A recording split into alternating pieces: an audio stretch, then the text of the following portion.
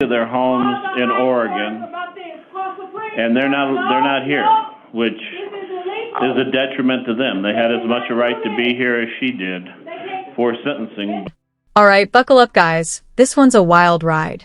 Today we've got a sovereign citizen who just will not shut up.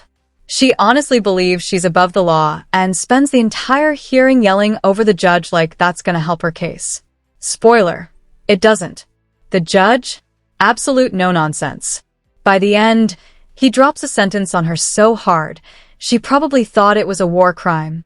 Let's dive into this courtroom chaos and watch this sovereign citizen get completely wrecked. And hey, while you're watching, drop your guess in the comments. What's her IQ? Because I'm guessing it's somewhere below room temperature. No, come on out. This is the date and time set for sentencing. The record show the presence of the defendant. Our advisory counsel is here. Mr. Wagner, are you appearing before the state? Yes. This is the date and time set for sentencing. Good. Excuse me, how you doing? No, I'm talking now. Okay. Listen to me. Is your true name and your complete name Shayna Marie Blackshire? The court lacked jurisdiction over the subject matter. What is your date of birth? The court lacked jurisdiction over the subject matter. The court will accept the court, based upon a verdict by the guilty in this case. The court lacked jurisdiction over personal addiction. As a result of a jury trial, the court finds the defendant is guilty in CR 22209. Count 1, unlawful flight from a law enforcement vehicle, a Class 5 felony. This is in violation of ARS 28624C, ARA... Y'all cannot force me to get sentenced. Yes, I can. ARS 28622, ARS 28622.01, A1, 28624C, 283001, 283304, 283305, 283315, 13701, 702, and 801. The date of the offense was on or about February 5th, 2022.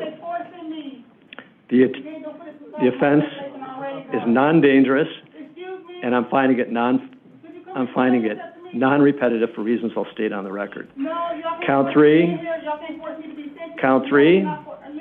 that she is guilty of count 3, criminal damage, a Class 1 misdemeanor. It's in violation of ARS 13-1602A1, 13-1601, 13-707, 13-802. And she's also guilty of count 4, burglary in the second degree. This is a Class 3 felony in violation of ARS 13-1507A, 13-1501, 701, and 702, and 13-801. The date of the offense was on or about February 5th, 2022. It's the judgment of the court that she's guilty of count 5, resisting arrest, a Class 6 felony in violation of ARS 13-2508, A1, 13-701, 702, and 13-801. The date of the offense was on or about February 5, 2020. Excuse me, advisor. Why is they allowed to do such things? 2022. The offenses are non-dangerous and non-repetitive. The reason I'm finding them is the microphone off, Louis, by the way. Turn it off. Excuse me, that's illegal. Y'all can't do that. No, that's on now. Turn it off. Yes, it is, Justice. All right. This right here is what happens when someone thinks the whole world revolves around them, and then reality slaps them across the face. She's clearly the victim in her own fantasy world, no doubt about it. The entitlement is practically leaking out of her. Like, imagine walking into court and yelling at the judge while facing serious prison time. Who does that? You don't just wake up one day and decide, yeah, I'm gonna ignore every law ever written. That takes years of delusion and probably a lifetime of unchecked behavior. And I'm just gonna say it, this has serious dad left and never came back energy. Not diagnosing, just calling it like I see it. Let me know if I'm wrong, but I've got a strong hunch I'm not. So the offenses are non-dangerous. I'm finding them I'm finding you're your own lawyer. He's not your lawyer. He's nothing going to do it. I'm finding that they're non-repetitive because I believe that these cases, all of the charges in this case and in CR 2022-208, which is the prior case for which The defendant was convicted. These cases all of those charges could have been brought together and tried together, but they weren't. I'm not criticizing the decision. It is what it is. It happened for independent reasons, but I'm finding that they are not repetitive. All right. So, I don't want to participate in this. Y'all have to let me go. Mr. Wagner, do you want to be heard on behalf of the state?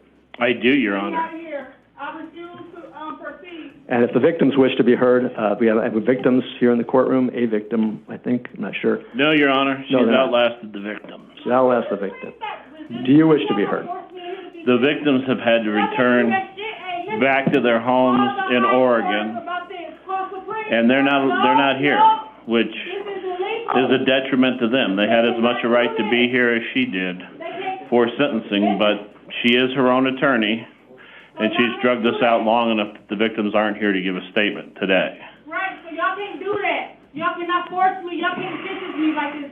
Ms. Blackshire, I believe that these are repetitive and that she should be subject to the Category 2 repetitive offender statutes. She committed these crimes. She was taken into custody for the first crimes, the 208, Your Honor. She was taken into custody for 208. She made bond and was released on bond, and then she committed these separate offenses while on felony pretrial release. I just want to make clear, to save your words, I do intend to impose the enhancement of 2 years for the crimes being committed while on release. So I just want to... All right, thank you. If there was any confusion about that, I wanted to straighten it out. I apologize for interrupting you, but I thought it was something to clarify up front. This is illegal. I believe that it's more than warranted. She was sentenced. Those were separate cases. She was released from those cases, and she committed the new cases. Not only did she commit these crimes separately from the other crimes, these crimes significantly, especially the burglary, I believe substantially affected the victim. The victim, the owner of the property at Morningstar Ranch. Yes, she was burglarized before. No real property was taken from there. As you heard, you sat through both trials. But in this case, in this burglary here, count... Let me out of here. I don't have to proceed with this. Move. I don't have to. Count 4, Your Honor. Let me out now. The defendant confronted the victim at her home and has substantially affected the way the victim feels about her safety and security at the home, which I think is very important, Your Honor, to acknowledge that. I'm sorry. I'm getting... What's that? Are you going to allow No, I'm talking to you. Why are you taking her up? No. You're not? Okay. Because I don't want to be in here. Staying in. Requested to leave. Oh, you're bringing the chair in. Okay, that's fine. I apologize, Mr. No, That's fine, Your Honor. I was getting signals from the defense. That's fine. I also would point out to the court that the unlawful flight from law enforcement...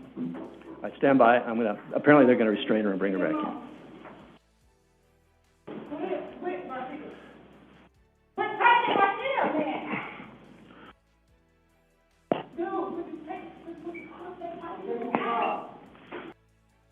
Thank you. All right. All right. Defendant is back. You may continue, Mr. Wagner. Thank you, Your Honor. I would also point out to the court that count 1, the unlawful flight from law enforcement, and count 5, the resisting arrest counts, are not in any way connected with the prior the 208 case. They're separate victims there. These are definitely separate incidents. The state would argue that as well for count 4, the burglary, Your Honor. No, I'm not relaxing up in the legal. The court lacks jurisdiction over the subject matter. Y'all don't have no right. Get this shit off of me. Girl, if you weren't acting like a toddler who just got Mickey Mouse taken away, maybe you wouldn't be strapped into that chair like a full-blown maniac. And I say like a maniac. But let's be real. She is one at this point. If they ever made a textbook on sovereign citizens, she'd be the cover photo. Honestly, she might have started the movement. And get this, there are 7 officers dealing with her. 7. That's half the precinct playing babysitter while real crimes are happening across town. Somebody's getting their car stolen right now, but nope, all hands on deck for Her Royal Highness of Delusion. Honestly, they should invoice her for wasting everyone's time. Probably costs more than that fake diplomatic immunity card she ordered off Facebook. Props to the officers, though. They've got the patience of saints. I'd be asking for hazard pay dealing with this circus.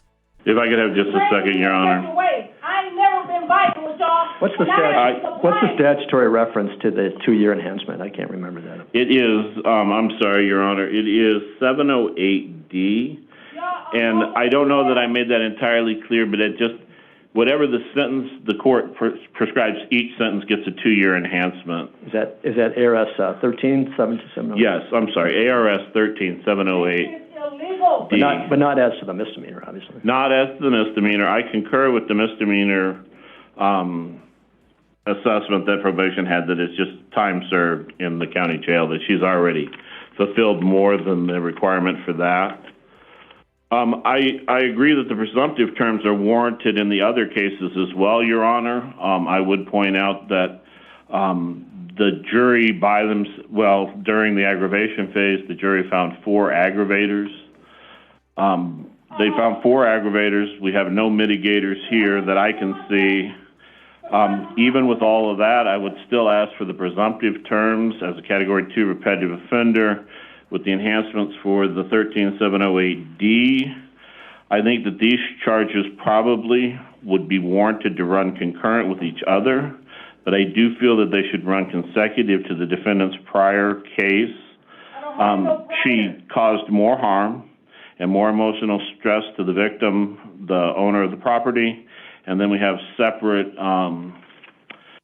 victims as to the resisting arrest charge and the fleeing from law enforcement charge, Your Honor. I don't have anything more to add than that, and there's no victim's presence. There's some representatives, some neighbors, some people from the Morningstar Ranch that are still living in the area. They're present here today just to watch, I suppose.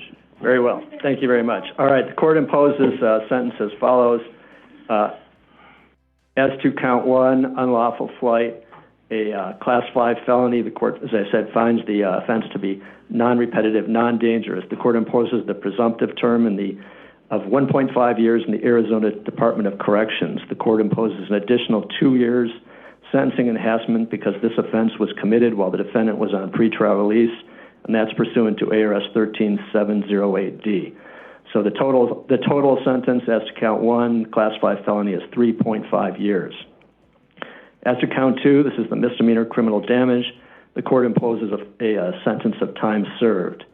As to count 4, again, the court finds this to be non-dangerous and non-repetitive. This is burglary in the 2nd degree, Class 3 felony. The court imposes the presumptive term of 3.5 years.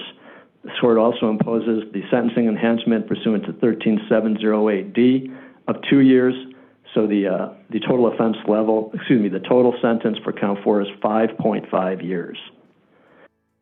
As to count 5, resisting arrest, it's a Class 6 felony, non-dangerous, non-repetitive. The court imposes the presumptive sentence of 1 year.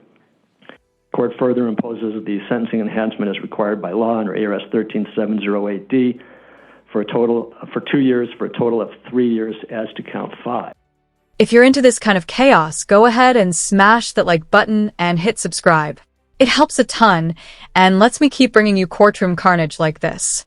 Now, let's get back to the madness. The court further designates that the sentence imposed on counts 1 and 5 are to run concurrent with each other.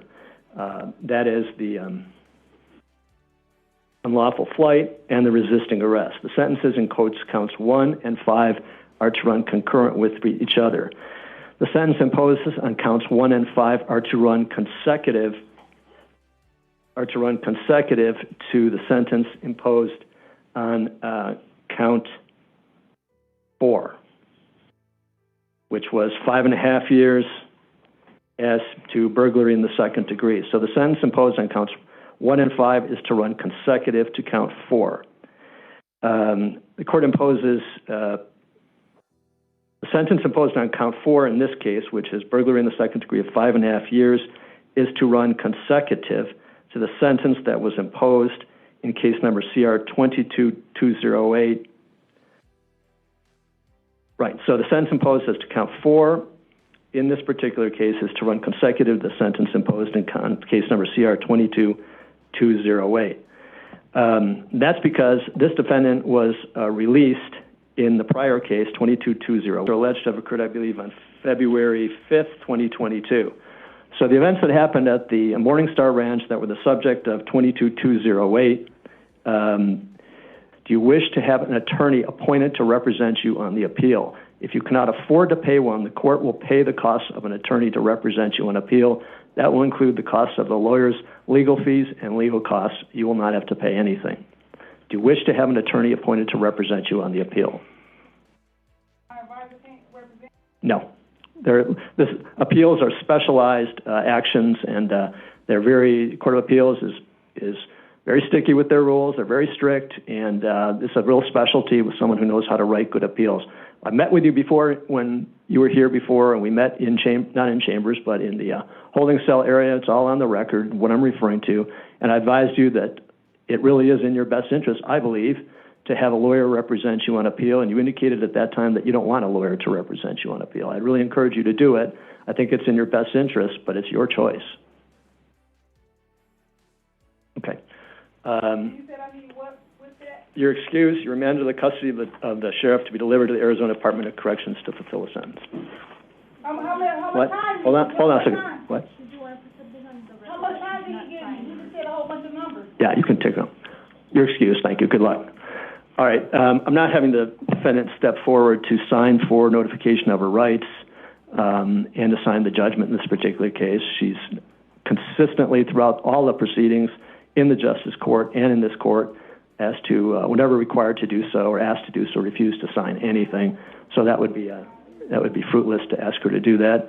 But the record will reflect that I've advised her of her right to appeal, the right to have an attorney represent her on appeal, and I think that's all we're going to do. And I don't see any point in having her trying to sign these documents. That's just not going to happen. I don't either. I think it'd just be disruptive to the court proceedings. Okay. Anything else? All right, we're adjourned. Thank you all very much. You know what's crazy? This isn't even surprising anymore. Sovereign citizens are like a daily thing now. Every time you blink, another one's on camera shouting about maritime law while getting cuffed. Honestly, a lot of this nonsense comes from the collapse of common sense and the rise of YouTube conspiracies. Let's be real, half of them probably had no one growing up to teach basic stuff like, I don't know, obeying laws. Now they think they can just opt out of society, like it's a video game. But newsflash, courtrooms don't run on vibes. Sovereign citizen arguments are legally worth as much as a Monopoly get-out-of-jail-free card, which, let's be honest, might actually be more convincing. Courts have repeatedly ruled that all that diplomatic immunity and I'm not a citizen nonsense is completely meaningless. It's like playing legal Jenga, pulling random blocks until the whole tower falls on your face. Anyway, let me know what you think. This one was insane, and I haven't seen courtroom behavior this wild in a long time. Drop your thoughts in the comments. I love reading what you guys have to say. Stay safe, and I'll catch you in the next